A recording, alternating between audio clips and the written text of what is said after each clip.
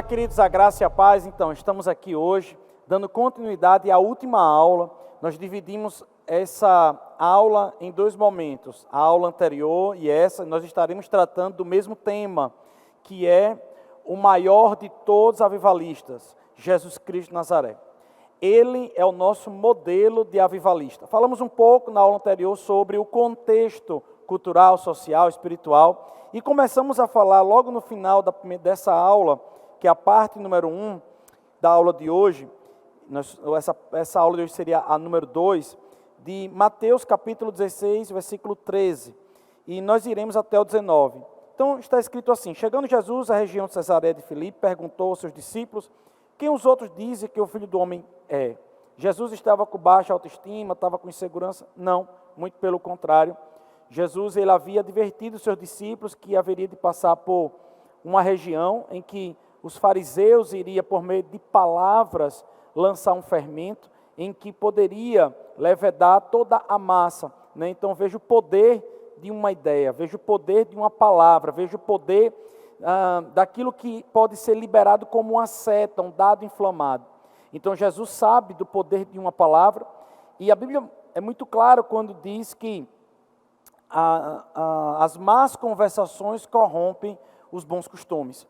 Então Jesus entendia que por mais que estivesse andando, doutrinando, falando, mostrando aos seus discípulos, eles estariam passando por um lugar em que a todo momento os discípulos estariam ouvindo coisas acerca de Jesus que poderia, sim, trazer dúvidas. E aí, ao passar por essa região, ao passar ali por aquele local que ele achava comprometedor, ele chamou os seus discípulos para conversar, para entender se havia ou não caído uma semente estranha, um fermento naquela massa que ele estava ali há tanto tempo já trabalhando nos seus discípulos. Seus discípulos respondem e diz para ele: não é isso. Nós escutamos que o Senhor seria Jeremias, João Batista, outros dizem que Elias. Então isso daqui traz também uma visão muito religiosa, como eu estava falando na última aula, querendo também taxar, enquadrar Jesus em algo, e não de fato naquilo que ele foi chamado, seu propósito, sua essência. E aí Jesus ele diz: sim, e vocês? O que é que vocês dizem? Perguntou ele: quem vocês dizem que eu sou? Simão Pedro respondeu: tu és Cristo, o Filho do Deus vivo. Isso daqui traz agora um olhar espiritual, o olhar verdadeiro da essência, do propósito de Jesus Cristo. E sabe, queridos, nós precisamos entender que em um chamado, principalmente daqueles que são os remanescentes, aqueles que vão estar levantando um avivamento, aqueles homens e mulheres escolhidos por Deus, eles vão estar levantando uma unção que vai ser transmitida, uma unção que vai ser transferida, e nós precisaremos criar uma identidade espiritual. Não que eu estou dizendo que nós tenhamos que forçar uma identidade espiritual, muito pelo contrário, nós precisamos entender como Paulo orientou o nosso raio de ação. Então, muitas vezes sim, uma boa parte das pessoas, elas vão estar sendo contagiadas por aquela unção, por aquele avivamento. Mas Deus sim também levanta os seus avivalistas. Ele capacita os seus avivalistas. E eles criam ali identidade.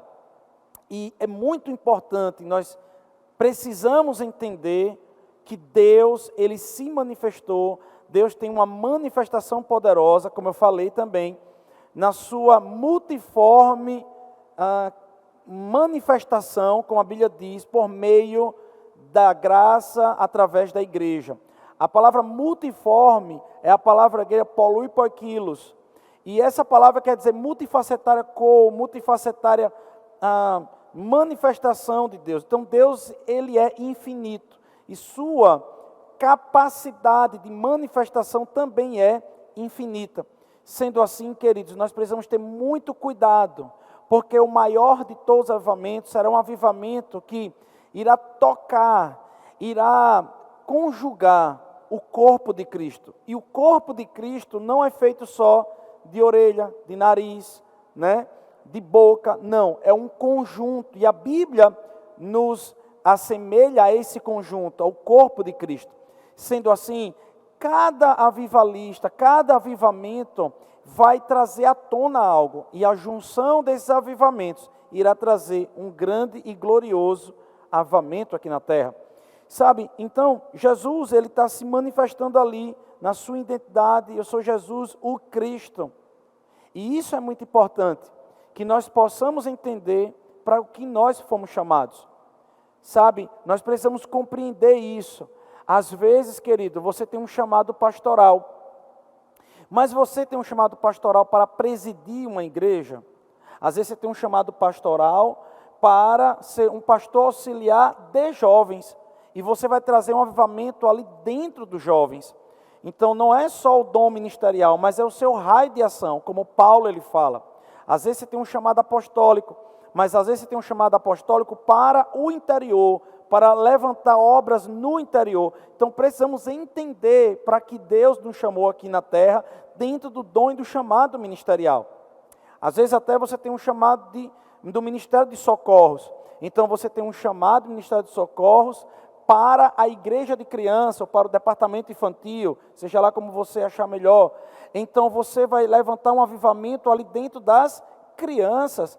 E sabe, querido, isso é muito poderoso, sabermos o nosso raio de ação. Quiçá nós pudéssemos ter avivamentos de diáconos, avivamentos de louvor, como nós até vemos por aí, talvez é um departamento da igreja, uma parte da igreja que, do Ministério de Socorros que mais se destaca, mas por que não outros departamentos trazerem os seus grandes avivamentos? Um diácono ungido, uma diaconia poderosa, traz uma mensagem grandiosa dentro do corpo de Cristo, que nós servimos para servir. E nós só estamos aqui na terra, de fato, para sermos aprovados enquanto servos do Senhor. A Bíblia mesmo diz, entrai no gozo eterno, servo bom e fiel. Ele não diz, ó grande avivalista, não, servo bom e fiel. Então, no final das contas, sim, precisaremos, sabe, levantar avivamento em cada área do corpo de Cristo.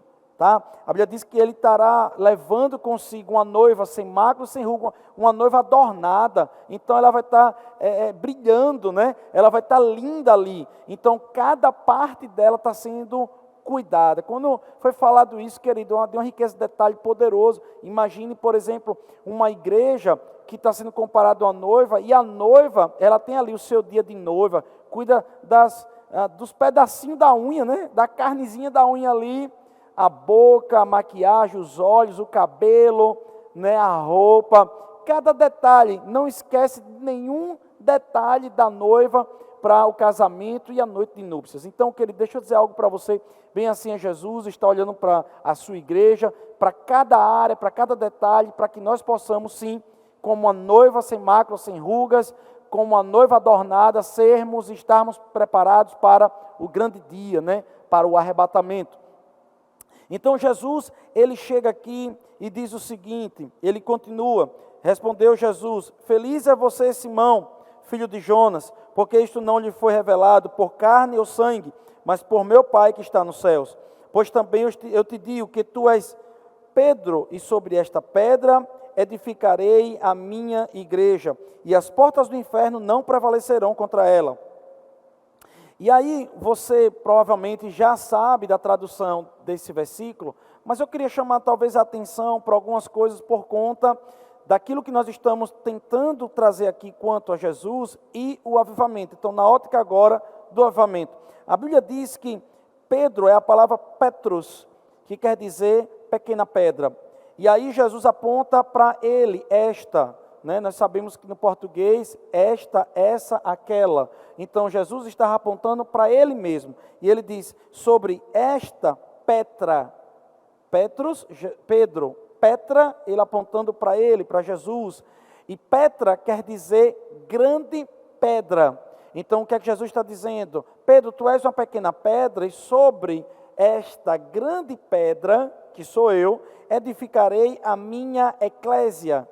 A palavra eclésia vem da junção de duas palavras, eclésia, que quer dizer uma comunidade, uma assembleia que se reúne para tomar decisões e praticar essas decisões.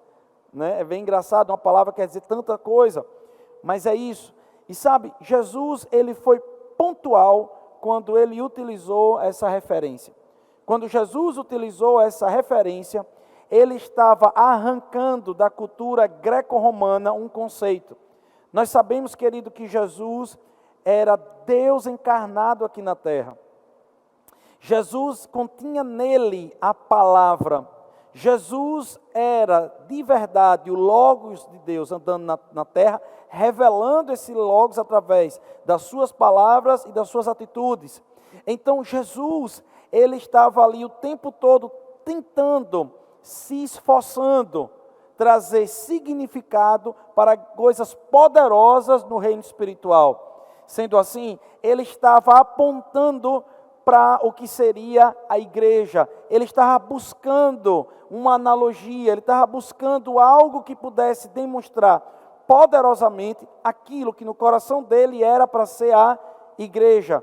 E ele usou a palavra eclésia. A palavra eclésia vem da cultura greco-romana, que era no momento que os patrícios, os cidadãos, eles se reuniam para tomar decisões.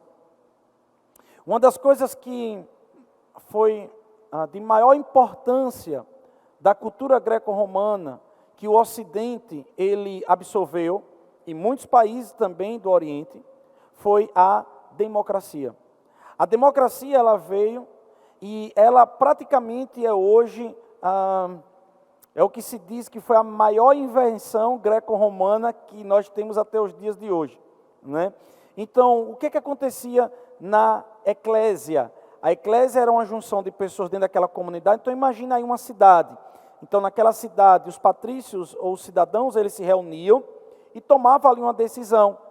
Dizia assim, por exemplo, olha, a partir de hoje nós não vamos mais passar pela rua tal, nós não iremos mais passar através daquele vilarejo ali com as carroças, porque está destruindo talvez as estradas, seria melhor passar por outro lugar. Então todo mundo concordava. Então a partir dali já era proibido passar de carroça ali naquele lugar, e todo mundo cumpria aquilo. Então o que Jesus estava dizendo, olha, a eclésia vai ser um corpo, vai ser um conjunto de pessoas que vão se unir, vão se juntar para tomar decisões por meio de uma voz, porque ali obviamente subia alguém para trazer uma ideia, e todo mundo votava naquela ideia, e concordava com aquela ideia. Então, depois já sairia praticando. Ou seja, uma comunidade que se reúne para sair.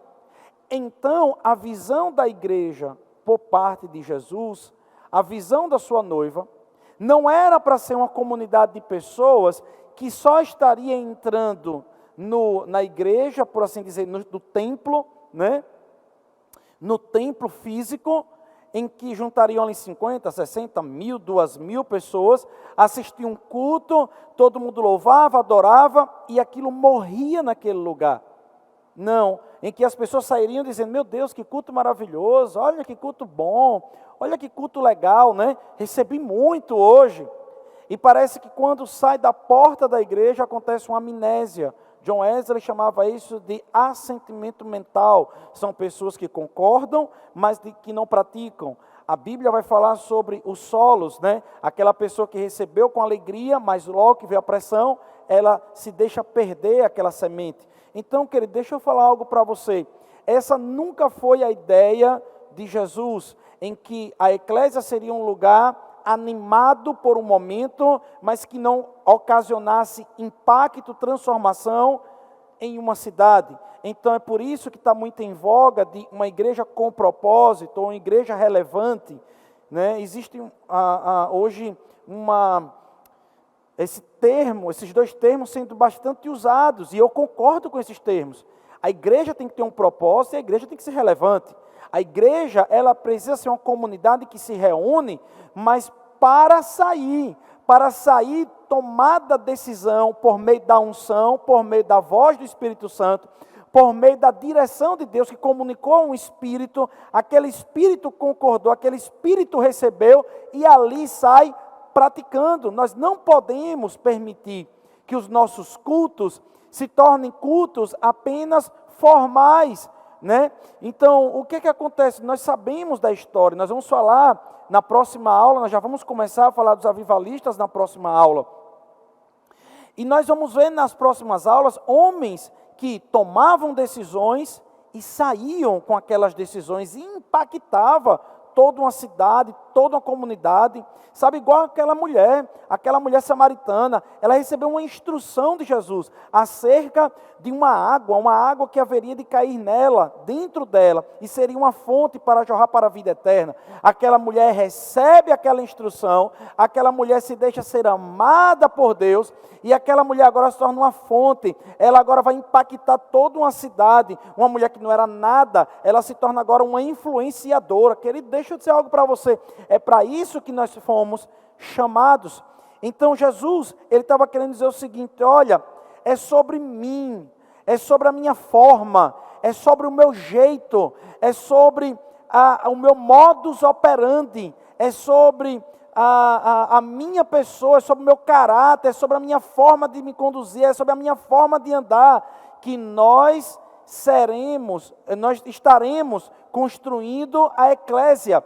Então nós temos que olhar para Jesus. Quando nós olhamos para Jesus, nós entendemos que Ele é o nosso maior referencial. Pastor, isso é tão simples. Não, isso não é tão simples. Porque muitas vezes nós somos teólogos, pseudos livrescos, que nós não temos nenhuma profundidade na verdadeira pessoa de Jesus Cristo de Nazaré. Às vezes nós nos tornamos muito enfadonhos. A Bíblia diz, por exemplo, que o pastor ele deve pastorear pelo exemplo. Pedro falando sobre isso nas suas cartas. E não por manipulação, por extorsão, por pressão, por medo, por nada disso, mas pela sua vida. Então imagine que eu devo pastorear as pessoas pela minha vida. As pessoas têm que olhar em mim um comportamento que elas decidam ser iguais. Olha o que Paulo fala: ser de meus imitadores como eu sou de Cristo Jesus.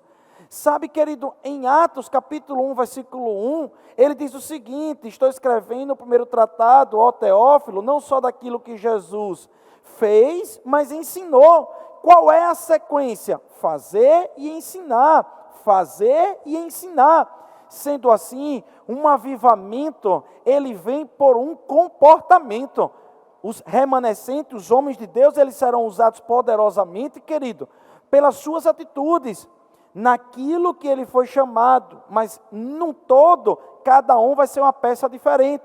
Você pode perceber, existem avivalistas que eles foram muito usados na área de fé, tem outros que foram muito usados na área de cura, tem outros que eu vou falar aqui na área da política, tem outros que foi usado na área social. E tudo isso é avivamento. Vai chegar um momento que Deus vai juntar tudo. E as igrejas, elas terão um poder extraordinário. E elas serão de fato relevantes. Elas serão de fato com propósito. Pastor, nós já temos igreja assim. Amém, é verdade. Nós sabemos disso. Mas cada vez mais vai ser criada uma onda, um contágio social. É o que eu creio. Porque a minha Bíblia diz que a glória de Deus se multiplicaria na face da terra pelo ensino da palavra. Então a glória de Deus ela vai se multiplicar. Mas qual é o tipo de ensino bíblico? O ensino que é experimentado, vivenciado. Sendo assim, o modelo de avivalista de Jesus foi: eu faço e ensino. Como é que Jesus ele fazia? Chegava no lugar, expulsava demônio, depois começava a ensinar, falar muita coisa ali. Em outros momentos, sim, eu entendo, ele ensinava e operava milagres. Mas Jesus nunca desassociava o ensino do fazer. Ou muitas vezes ele ensinava e fazia, ou muitas vezes ele fazia e ensinava. Mas ele sempre estava congruente, o fazer e o ensinar, ou o ensinar e o fazer. Nunca era uma atitude vazia de ensino, ou um ensino vazio de atitude. Sempre estava sendo congruente. Então, querido, Jesus ele está apontando para uma igreja que ela seria uma igreja para tomar atitudes e praticar. E aí ele continua: eu lhes darei a chave do reino dos céus. O que ligar na terra terá sido ligado nos céus, e o que você desligar na terra terá sido desligado nos céus. Olha que coisa poderosa. Presta atenção nisso, por favor. Ele está dizendo no versículo 18, logo no final, que as portas do inferno não prevalecerão contra a igreja. E depois ele diz que vai dar essa chave do reino para essa igreja. Até mesmo, eu queria complementar, deixa eu só fechar aqui o entendimento para você concordar comigo, por assim dizer. 1 Coríntios capítulo 3, versículo 11, está escrito assim: porque ninguém pode colocar outro alicerce além do que já está posto, que é Jesus Cristo. Então, a gente matou a cobra, mostrou o pau, como diz, né? A Bíblia está dizendo em 1 Coríntios capítulo 3, versículo 11, o seguinte: o alicerce é Jesus, ponto final.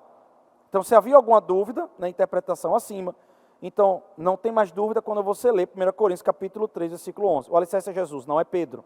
Não é Pedro, é Jesus. Ok? Então, a gente vai ver no versículo de Jesus Cristo. Então, partícula li. A partícula li, ela é um pronome oblíquo que é trocado pelo pronome reto, ela. Sendo assim, o que a Bíblia está falando nessa passagem é que ele está se referendando que essa chave não iria ser entregue a Pedro somente, como alguns entendem. Não, ele estaria entregando essa chave à igreja, a ela, que o contexto está tratando de uma revelação que Pedro trouxe sobre a igreja. Então o foco aqui é a igreja. Sendo assim, querido, a Bíblia está dizendo algo poderoso, presta atenção no que eu estou falando, entenda. Ele está dizendo aqui o seguinte: olha, eu vou dar as chaves para a eclésia, e as portas do inferno não prevalecerão contra a eclésia. Então é por isso que a gente vai entender algo, porque nessa passagem bíblica, ele está falando sobre autoridade, sobre provisão, ele está falando sobre libertação, ele está falando sobre cura, ele está falando sobre toda a autoridade, capacidade que a igreja adquiriu. Ele está falando sobre abrir as portas do inferno, o Hades, sobre romper, destruir essas portas, qualquer coisa que ela esteja querendo barrar, talvez a entrada de uma igreja dentro de uma cidade, talvez o crescimento de uma igreja em determinado local, talvez, querido, pessoas que são igreja, fazem parte da igreja, que estão sendo barrados de fazer alguma coisa, e ali Deus ele quer que essa pessoa avance, está entendendo? E muitas vezes essa pessoa não está conseguindo, é como se houvesse uma barreira. Muitas vezes é um momento que ou a pessoa, a igreja como corpo, está querendo exercer autoridade, desligando uma operação do inferno, ou ligando na terra uma operação dos céus, e não está conseguindo. E aí a gente se pergunta: meu Deus, por que uma igreja X tem mais autoridade do que uma igreja Y?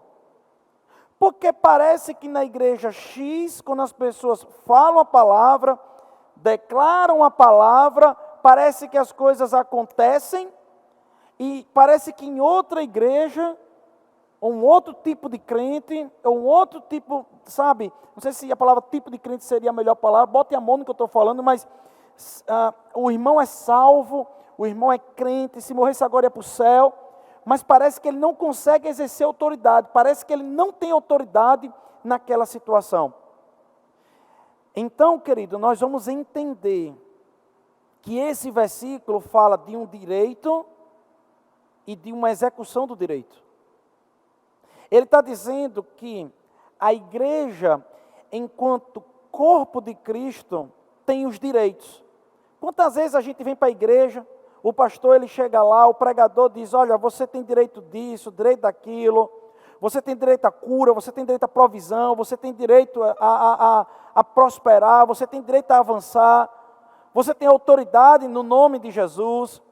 E aí esse irmão ele recebe aquela palavra, muitas vezes ele duvida, outras vezes ele acredita, mas na hora H ele tem um espírito de medo e não um espírito de fé, e ali ele não consegue exercer. Então a Bíblia diz que estavam dois homens no mesmo lugar, os dois ouviram a mesma palavra, mas um praticou e o outro não. Quando um praticou, ele construiu uma casa sobre a rocha, veio a tormenta e não derrubou. O outro não praticou, construiu uma casa sobre a areia, veio a tormenta e derrubou. Ou seja, não é só estar no mesmo lugar, não é ouvir a mesma palavra e não é ter os mesmos direitos, mas é o quanto você pratica. O poder da palavra está na prática, o poder da palavra está na execução dela, está no cumprimento da autoridade. Então a Bíblia diz que eclésia é um povo que recebe algo e pratica, recebe uma palavra e pratica, recebe uma instrução e bota para rachar quando chega em casa, quando chega no trabalho, ou a igreja enquanto coletividade, muitas vezes está sendo direcionada para algo e deixa se perder, não está sendo zelosa com as instruções do Espírito. E sabe, querido, deixa eu dizer algo para você, nós precisamos compreender que muitas vezes as pessoas estão só cumprindo 50% do poder de ser igreja. A pessoa congrega, a pessoa vem para o culto 10 vezes na semana, a pessoa recebe bastante palavra, mas está fofo e oco, está enorme no que diz respeito, eu creio nisso, eu creio naquilo, mas na prática não crê, querido. Então eu preciso que você entenda que a autoridade não é só pelo quanto recebe, mas pelo quanto pratica, não é só pelo quanto se sabe, mas pelo quanto executa, pelo quanto vive. E aí sim as portas do inferno não prevalecerão. Querido, o inferno, aqui Hades, ele tá sendo representado como porta. Que coisa interessante. E logo embaixo ele fala sobre chave. Chave abre porta. Meu Deus, então está mandando a gente pegar a chave do nome de Jesus para abrir a porta do Hades? Nesse caso sim, porque quantas coisas foram roubadas pelo diabo, quantas coisas foram roubadas pelo inferno, é essa alusão que está sendo tratada aqui. Então, quando o diabo ele quer reter algo, nós temos autoridade para desligar a atuação dele, nós temos autoridade para tirar da mão dele coisas que Adão entregou, coisas que o homem entregou durante a sua história, coisas até que a igreja entregou e que não deveria ter entregue.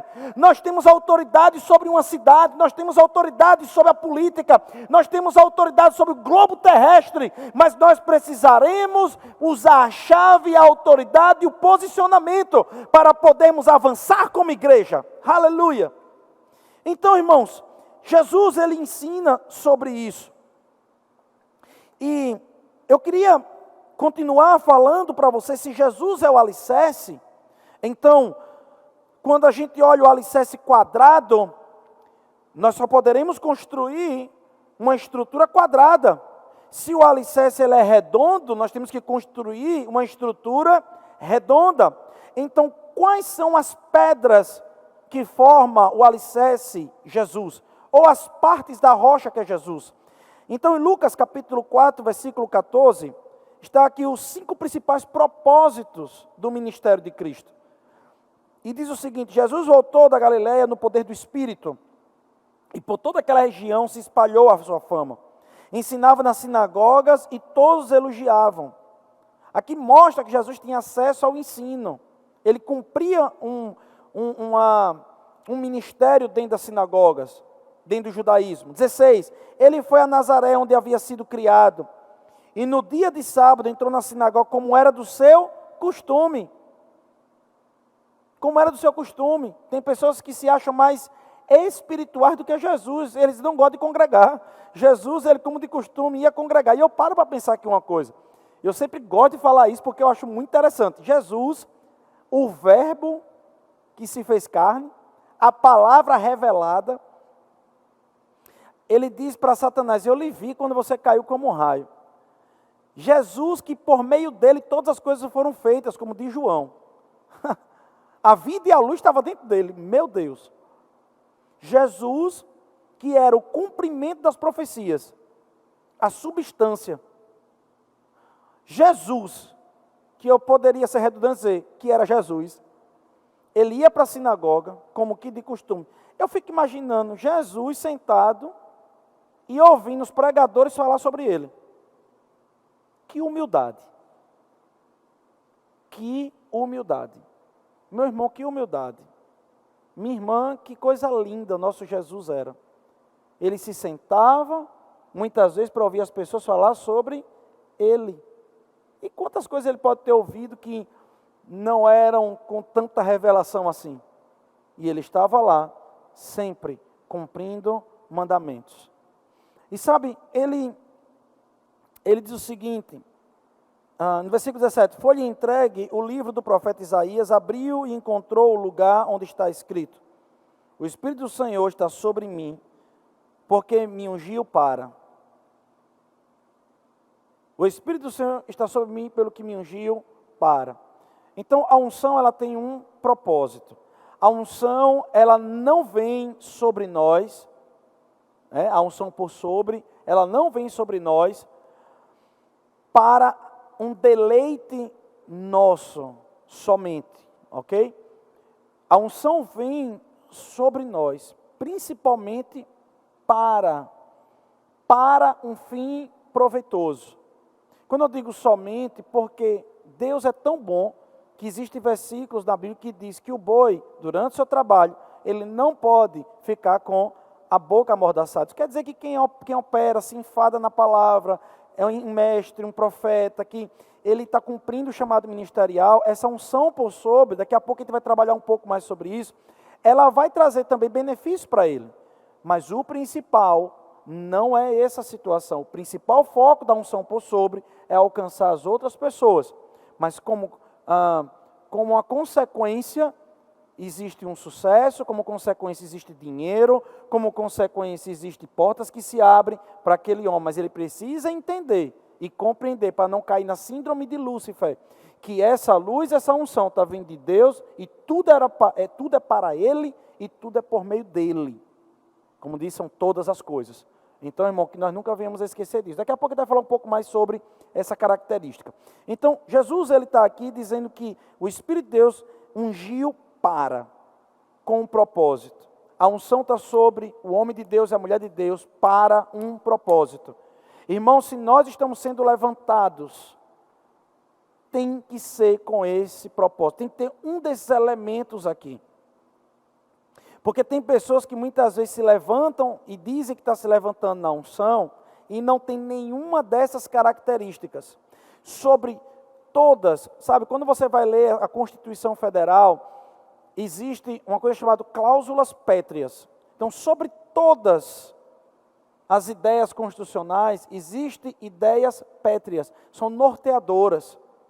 Então, antes de pensarmos sobre os dons ministeriais, sobre os dons espirituais, se você acredita nessa nomenclatura ou não, os dons motivacionais também, né? Aquele que hospeda bem e tal, alguns doutrinadores chamam de dons motivacionais.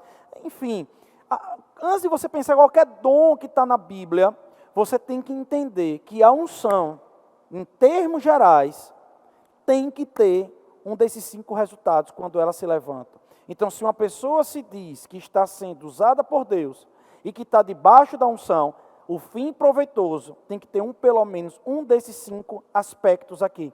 Então, se nós estamos falando de avivamento, nós precisamos entender o que é e para que é cada avivamento. E para o que é que esses avivamentos estão nos levando. Então, tem que ter esses elementos. Ok? Então, ele diz o seguinte: o Espírito do Senhor está sobre mim, enviou para pregar as boas novas aos pobres. Pregar as boas novas aos pobres. Uau! Vamos lá. Vamos entender isso aqui. A Bíblia diz que nós fomos chamados para pregar as boas novas aos pobres. O que seria uma boa nova para um pobre? O que seria uma boa nova para quem é pobre? Imagine que você estivesse passando por uma condição de pobreza. Qual seria a melhor nova para você? Para mim, claramente, seria: como eu faço para sair da pobreza? Qual é a boa nova que nós podemos levar para um pobre? Sobretudo, além de uma ação social, uma visão de prosperidade. Chaves para prosperar. Então, eu estou meio cansado de somente fazermos ações sociais, que as ações sociais morrem nelas mesmas. A ação social não pode ser uma ação social que morra nela mesma. Entende isso? Por exemplo, se você somente entrega a cesta básica, essa cesta básica a pessoa vai matar a fome ali. E nós temos que fazer isso, pelo amor de Deus. A nossa igreja local faz muita ação social. Mas existe um incômodo que está vindo ao meu coração nos últimos dias, sabe? E eu sei que as igrejas, quando já dão cestas básicas, já estão se esforçando. É um nível. Mas Deus, Ele pede para que a gente leve boas novas. Pastor, qual é a maior boa nova para um pobre? Sim, se ele não é salvo, ser salvo. O espírito dele ser recriado. Amém. Mas nós precisamos nos esmerar em termos pessoas da nossa igreja, que quando nós formos fazer uma ação social, também levar uma visão de libertação na área da prosperidade e provisão. Exemplo, se um pobre, ele entender que nasceu para ser pobre e vai morrer pobre, nós nunca vamos quebrar um loop na vida daquela pessoa. Aquela pessoa está presa numa cadeia. Esse entendimento precisa ser quebrado. E nós, enquanto igreja, precisaremos orar, porque cada lugar é uma estrutura diferente. Nós temos vários exemplos no Brasil e no mundo de pessoas que comungam a ação social, sim, que é um chamariz. A ação social é uma isca, nós atrairemos, né? Afinal de contas, meu Deus, como é que você vai ouvir a palavra tremendo de fome? Jesus mesmo multiplicou os pães e peixes ali, para que as pessoas pudessem continuar ali recebendo a palavra. E nós entendemos isso. Mas, querido, não pode morrer nisso aí só. Nós precisamos entender que a igreja, ela tem que comungar a ação social e a boa nova para o pobre, que são chaves para prosperar, para sair da pobreza e de uma visão, muitas vezes, miserável, que ele foi submisso, subalterno durante muito tempo, quiçá por não dizer gerações.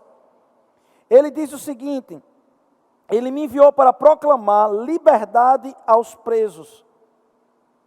Sabe, amados, não está sendo tratado somente de pessoas que estão presas em um presídio, uma delegacia. E nós temos que pregar aos presidiários. Nós temos que pregar, sabe? É um papel importantíssimo da igreja. Mas ele está falando não só de presos físicos, mas ele está falando de presos aqui espirituais e emocionais. E nós precisamos levar para essas pessoas a verdadeira identidade delas. Muitas pessoas querem viver como avestruz, com a cabeça enterrada no buraco, quando Deus fez essas pessoas como águia. Então, as pessoas precisam ter uma visão e precisam também receber libertação. Tem pessoas opressas pelo diabo, tem pessoas que estão possessas pelo diabo, tem pessoas que estão obcecadas por uma visão que o diabo colocou ali. Tem pessoas que estão sofrendo há muitos anos em uma casta, em uma prisão ali. E Jesus, ele diz que nós temos uma unção, porque se nós estamos alicerçados nele, nós temos o mesmo propósito, a mesma unção, para libertar pessoas de cadeias, não só físicas, mas espirituais e emocionais. Aleluia! E isso é um grande avivamento. Ele diz também, 3, recuperação da vista aos cegos. Uau! Sabe, querido, aqui está falando de cegos físicos? Sim, está falando de cegos físicos, sim. Mas também está falando de cegos espirituais e emocionais também. A pior cegueira é emocional e espiritual. Sabe, Deus está dizendo que há uma unção sobre nós para dar vista a pessoas. As pessoas terem visão. Uau! Visão de reino. Sabe, visão de excelência, visão de rompimento, visão de paternidade espiritual, sabe? Então isso tudo é Deus. Eles para libertar os oprimidos. 4, libertar os oprimidos. Uau! Sabe, amados, quantas pessoas estão nesse momento passando por síndromes, transtornos, depressão, traumas, tragédias, e estão ali oprimidas. E Jesus, ele diz que há uma unção, uma capacidade, nos ungiu para uma unção para isso. Há uma unção para libertar depressivo. Aleluia. Há uma unção sobre nós para isso. E por último ele diz, e proclamar o ano da graça do Senhor. O que é esse ano da graça? De 50 em 50 anos havia esse ano da graça, em que as pessoas que estavam presas por escrito de dívida seriam libertas, depois de 50 anos. Jesus, quando estava naquela cruz, ele gritou, Tetelestai, ele está dizendo, está pago todo escrito de dívida. Então o que Jesus está dizendo é que todo escrito de dívida que o diabo colocou sobre nós, foi pago pelo sangue. Então, cada vez que nós pregarmos, cada vez que nós ministrarmos, nós estamos ministrando o ano aceitável do Senhor, nós estamos ministrando o ano da libertação, o ano da graça. Ninguém tem mais que ficar preso ao diabo, nós não temos que estar mais presos, ninguém tem mais que estar preso às castas demoníacas, sabe, ao pecado, às trevas. Não, nós estamos ali levando o jubileu do Senhor, nós estamos trazendo jubileu para aquela pessoa está indo agora para o reino do Filho da Luz, sabe, querido, essa é a autoridade que nós temos como embaixadores. Então, se você vê alguém dizendo, eu estou debaixo da unção, tem que ter um desses 5 elementos. Às vezes tem pessoas que dizem assim, eu estou debaixo da unção, e a pessoa está ali, sabe, se dizendo que está profetizando. E depois que termina aquela atuação, as pessoas saem condenadas, as pessoas saem opressas, as pessoas saem cabisbaixo, as pessoas saem tristes. Quantos lugares eu já fui dizendo-se que era de Deus, quantos lugares eu já entrei com o nome ali, que se dizia igreja, e o lugar estava debaixo de opressão, e aquele lugar estava em trevas, e quem pregava estava liberando mais morte do que vida. E muitas vezes prendendo as pessoas por condenação, prendendo as pessoas por manipulação, e não havia libertação naquele lugar. Sabe, queridos, deixa eu dizer algo, se eu estou debaixo de uma unção, eu não vou expor pessoas, por exemplo. Sabe, uma coisa é expor, outra coisa é confrontar. Quando você expõe alguém, aquilo ali está por detrás, sabe, vergonha. Aquilo ali está por detrás, algo que é para a morte muitas vezes. Mas quando nós confrontamos uma pessoa, é para haver libertação e vida. O confronto é de quem ama, direcionado para quem nós queremos salvar. E nós não vamos expor os pecados da pessoa. Nós vamos mostrar a situação e a saída. Às vezes que a profecia vem para consolar, para edificar as pessoas e exortar. Sabe, a profecia ela traz para perto, levanta a pessoa. Pega essa pessoa, como diz, né, dá uma chamada, chama para perto e levanta aquela pessoa. Sabe, querido, deixa eu dizer algo, nós precisamos compreender. Aí você pode dizer, pastor, mas estava lá os apóstolos, chegou para Ananias e Safira e disse, por que vocês estão mentindo ao Espírito? Ali foi um grito de socorro, se arrependa. Se arrependa, já está para acontecer agora um juízo aqui. E eles ali ficaram sem ouvir, ali havia um sentimento por detrás, uma preocupação, por assim dizer, no bom sentido, presta atenção, em se ocupar para trazer vida ali.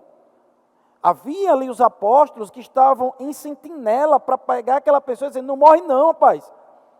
Mas naquele momento, aquela pessoa ali decidiu, Ananias e Safira, continuar no erro, e houve disciplina e houve juízo. Sabe, eu quero dizer algo para você. Se nós estamos alicerçados em Cristo, no ministério de Cristo, veja Jesus, perdoa até os seus pecados, vai não peques mais. Ele amou primeiro. Ele perdoou primeiro, a pessoa tomou aquela dose de amor e não pecou mais, pelo que a gente entende da Bíblia. Naquele sentido ali, não mais. Então Jesus, ele trazia direção. A sua libertação era com direção. Tá certo? Então, a gente percebe Por exemplo, em Mateus capítulo 8, do 28 ao 34, eu vou já chegar ao 29, que diz assim: então eles gritaram, que queres conosco, filho de Deus? Vieste aqui para nos atormentar antes do devido tempo? Uau!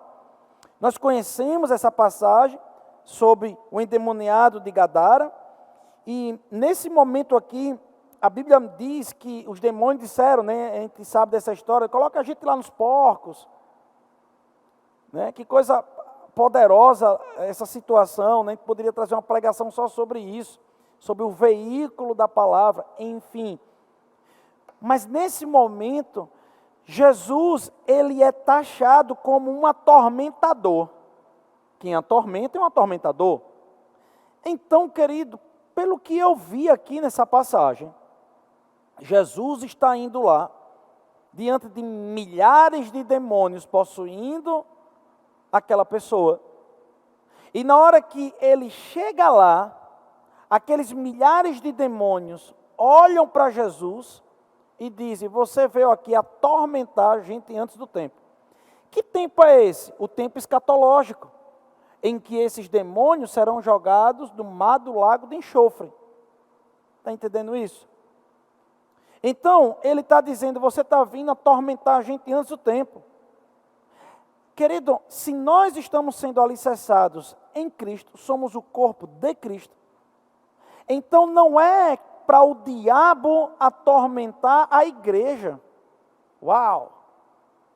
A igreja, ela tem que ser uma grande atormentadora do inferno.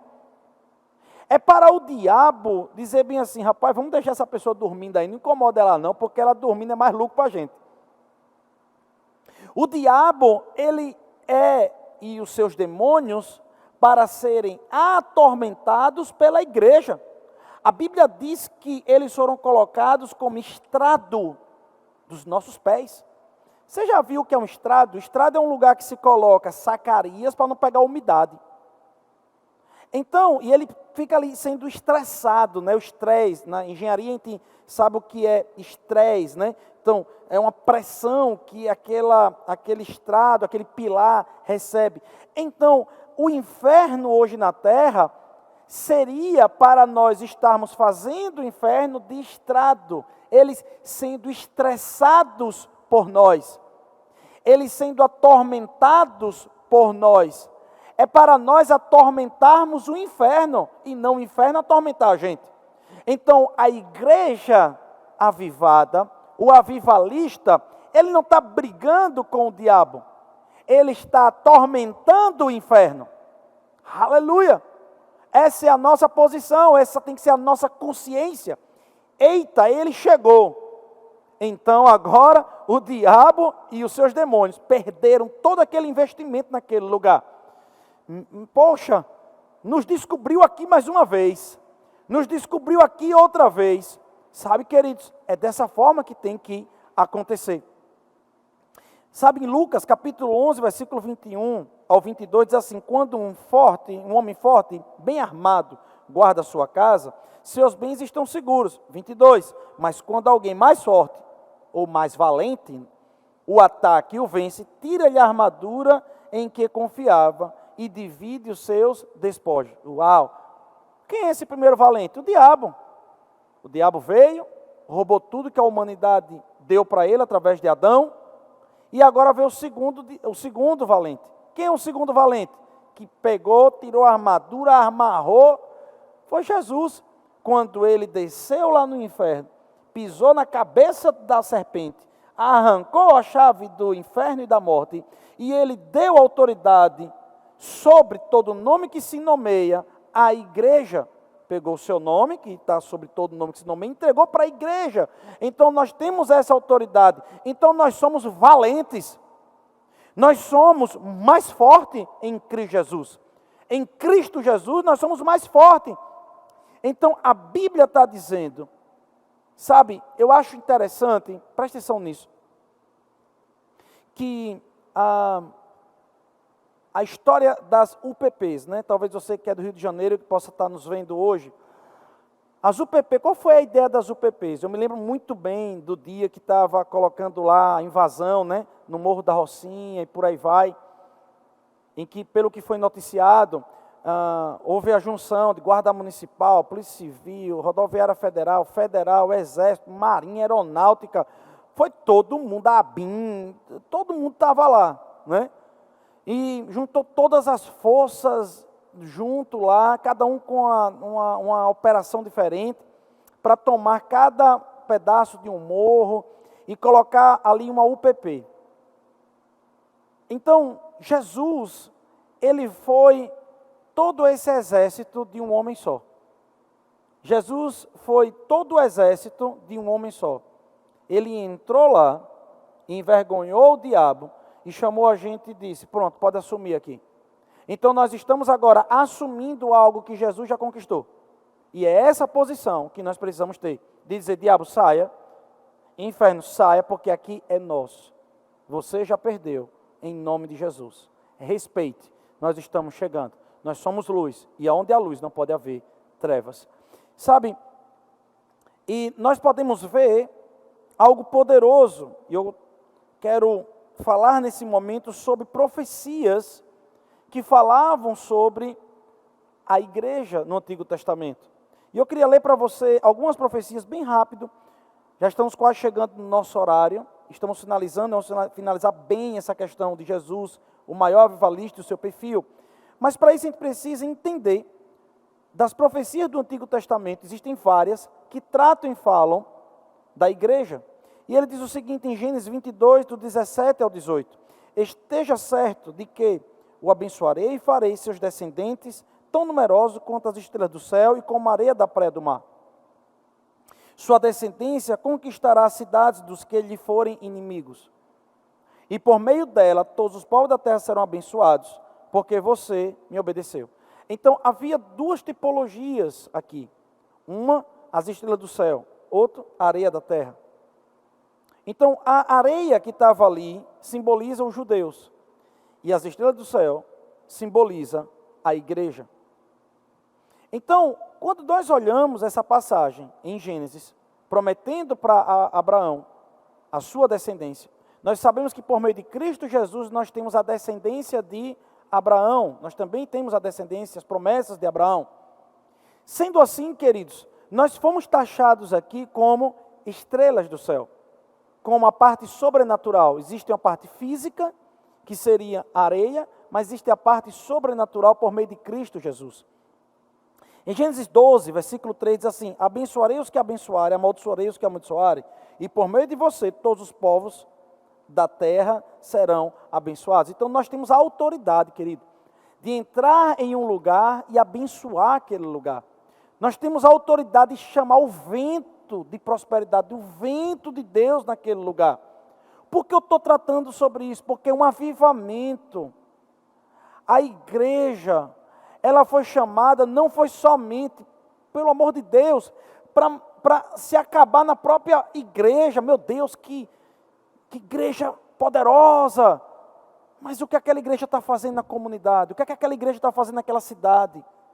A igreja não pode morrer nela mesma. O seu propósito não morre nela mesma. A igreja, ela precisa impactar, afetar, por assim dizer, contagiar toda uma região. Nós temos a autoridade, querido, até no nosso trabalho, na nossa casa, no nosso prédio, na nossa rua, de levarmos o sopro da bênção de Deus para aquele lugar. E o sopro da bênção manifesta coisas poderosas, provisão, prosperidade, família. Existem frutos da bênção de Deus. E em Isaías 66:8 diz assim, quem já ouviu uma coisa dessas? Sabe, Isaías é o profeta messiânico. Ele viu Jesus morrer, ressuscitar, viu o Filho de Deus, viu o Filho de Deus nascendo. Meu Deus, Isaías viu tanta coisa, mas não se surpreendeu. Mas quando ele vai passar nessa passagem, ele se surpreende. Ele diz assim, quem já viu uma coisa dessa? Em Isaías 66:8, quem já viu tais coisas? Pode uma nação nascer num só dia? Ou pode dar à luz um povo num instante? Pois Sião simboliza Igreja. Sião ainda estava em trabalho de parto e deu à luz seus filhos. E aí no capítulo 65, 15, diz assim: e os meus servos serão chamados por um nome novo, que será bendita sobre toda a terra. A gente vai ver que a expressão cristãos se dá em Atos 11, 23. E em Atos 2, 1, a gente vê que coisa mais linda, Sião estava em trabalho de parto. Aonde entrou o feto em Sião? Quando Jesus em João assopra o Espírito Santo. A igreja, ela começa a ser gestada, ela já está viva, ela já está materializada, ali nos apóstolos. Meu Deus, isso é tão lindo, poderíamos falar muita coisa sobre isso. Ela já está ali engravidada, ela já está na terra ali, por assim dizer, mas ela dá um parto, ela pare em Pentecostes. Aleluia! Ela é engravidada ali em João, quando Jesus assopra o Espírito, mas pare em Atos dos Apóstolos. Uau! Aleluia! Então, em um instante se deu nascimento a uma nação. Meu irmão, Isaías viu tanta coisa, mas não surpreendeu. Quando ele olhou para mim e para você, para a igreja, ele disse: uau, o que é isso? Meu Deus, o que é isso? Que nação poderosa. Ei, nós somos uma nação poderosa. A igreja é algo poderoso. A igreja, ela tem um papel poderoso para abençoar a terra. E amaldiçoar também. Mas amaldiçoar como, pastor? Amaldiçoar é tornar inoperante, incapacitar a operação do inferno. Não pense que amaldiçoar é botar câncer no irmão, botar câncer no ímpio. Não é assim não, tá certo? É tornar inoperante a atuação dos demônios, do diabo e os seus projetos. É amaldiçoar, certo? Se você vê lá um prostíbulo, pai, eu amaldiçoo esse prostíbulo e declaro sobre essas mulheres aí dentro salvação, promoção e provisão sobre elas. É assim que nós oramos. A Bíblia diz que os discípulos disseram: mande cair fogo do céu. Ele disse: ei, peraí, de que espírito sois vós? Peraí, viu gente, tenha calma. Nós, igreja, temos que orar desse jeito.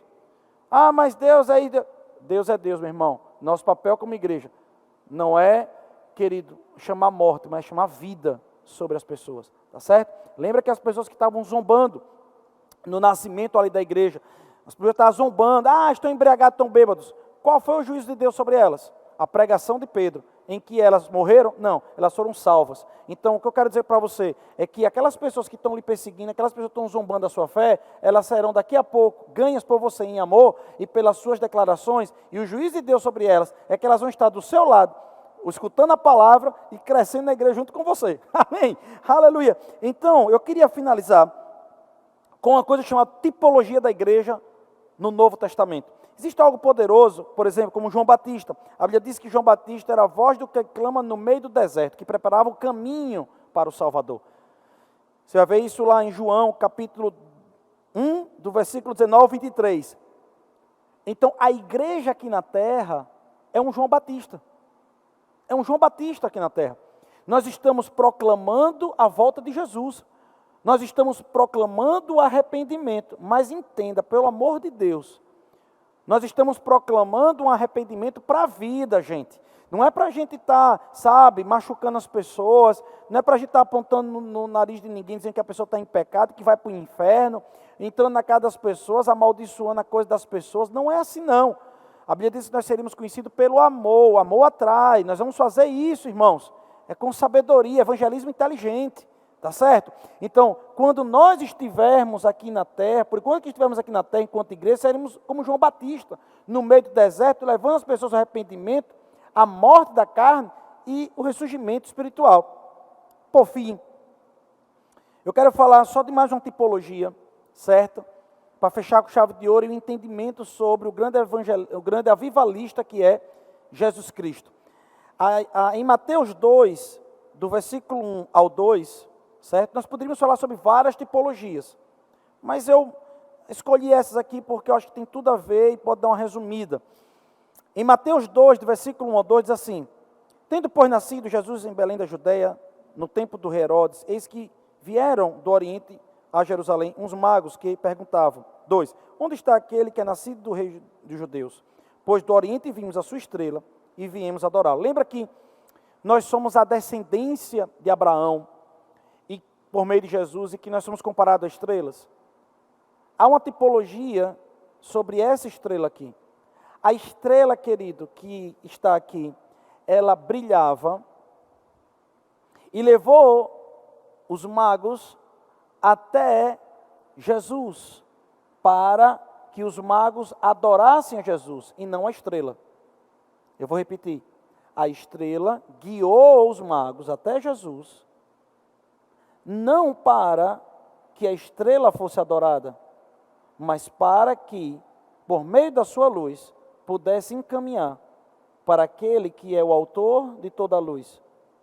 Então, qual é o papel da igreja? O papel da igreja, querido, não é ofuscar, roubar a influência de Jesus e trazer uma glória para si mesmo.